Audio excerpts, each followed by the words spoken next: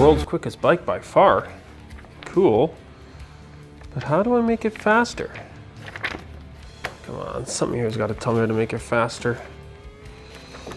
Come on, come on, come on, come on. Ooh, Denko, Kawasaki High Performance Guide. Now we're talking.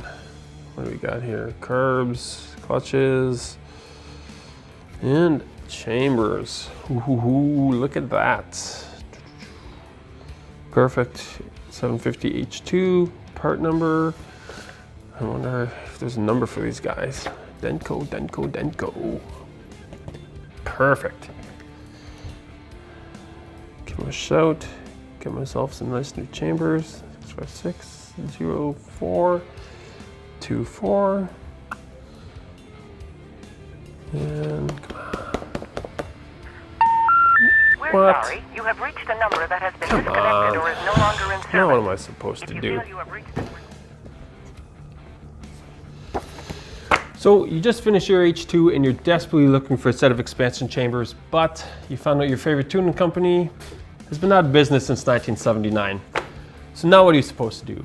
Well, fortunately, there are a lot of really good options out there to buy, but there's one set in particular that's been ahead of the curve for over 50 years. Let me tell you why. If you haven't clued into what I'm talking about yet, it's the newly infamous TNT Chambers and the man behind them, Tony Nicosia. Now what better person to design these pipes than the guy who was at the birthplace of the Kawasaki triple. I mean, quite literally, Tony helped design the Kawasaki H1 for 1969.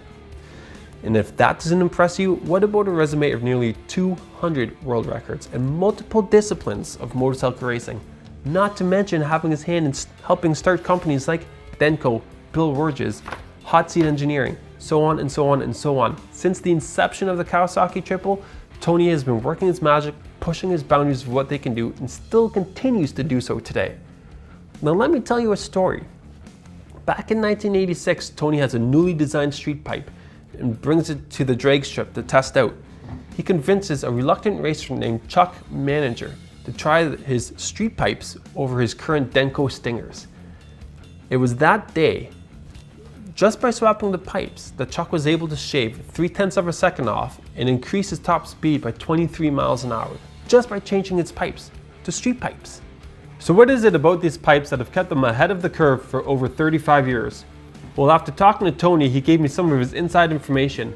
And apart from the overall shape of the pipes, there's the obvious tapered head, and the baffles itself have been redesigned with more louvers and a new spiral pattern with better and improved packing.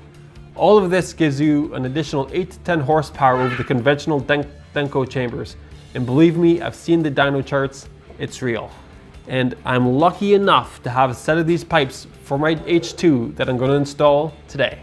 So as you can see, I've got the H2 on the left, everything is properly secured and protected. And I also took the extra step to lay out all of the hardware and the tools necessary for this job.